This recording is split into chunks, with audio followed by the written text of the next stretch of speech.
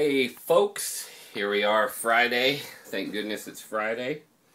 Had a awesome long day at the foundry. I almost vlogged from there, but we were too busy working and talking. I did, however, put on here, I actually made it to the critique.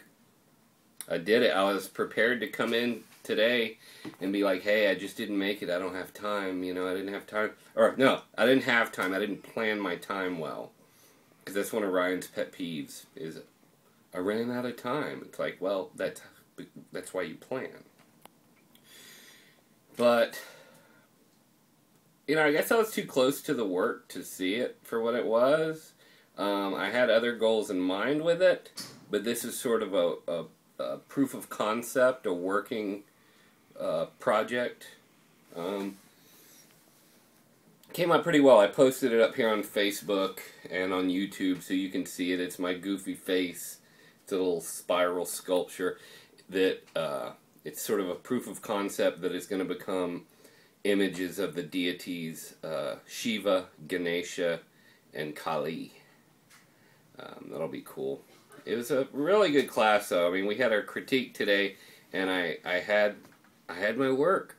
And the funny thing is, last week when he asked if who was going to have their pieces ready, only myself and like 4 other people said they were.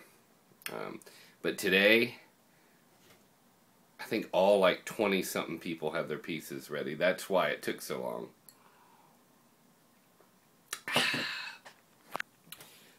That's why the critique took so long, because there were so many people, and we got some great feedback from everybody, and man, it's just great. I just love our little foundry.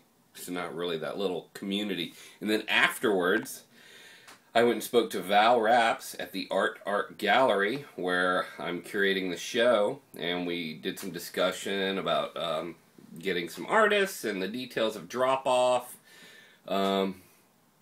The cool thing is I was going to do those workshops based around psychology, religion, mythology kind of things at the library leading up to the show. Well, as I've told you, I'm just too busy. I don't have time. I can't make that stuff happen. But I talked with her about it, and it's going to happen at the gallery.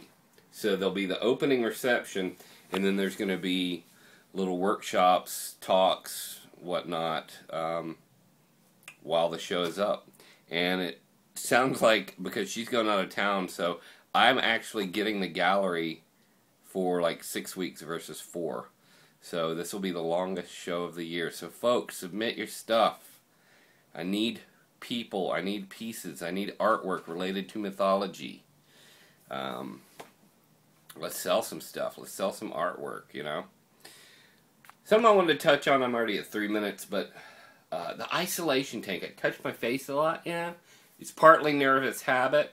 It's partly because my beard itches. My, you know, unless I condition it and wash it every single day, like with moisturizer, it gets dry and itchy. The skin under it does. And I was thinking about how a lot of it, half of it's actual itching, half of it's just nervous habit. When I last encountered this was, or when I most succinctly encountered it, was in the isolation tanks, also known as sensory deprivation tanks. You lay in saline water, and it's dark, and it's saline water so your body floats so you don't feel your body. Look it up, sensory deprivation tanks, isolation tanks. They were a big hit in the 70s, but they're still really cool, and you just lie motionless, and it's sort of a fascinating meditation.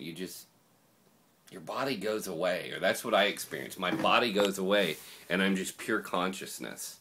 And part of getting there is realizing how often you might, touch your face, and I'll feel an itch in my eye, and I'll just stand there, lay there still, and I'm like, oh, I gotta itch my eye, and then there gets that point when it's like, wait, is there really even an itch there? And then, is there even an eye there? Whoa! But seriously, that's what it's like. I'll probably talk about isolation tanks again soon because I want to get back in there. Alright guys, love you, love your show. Call me.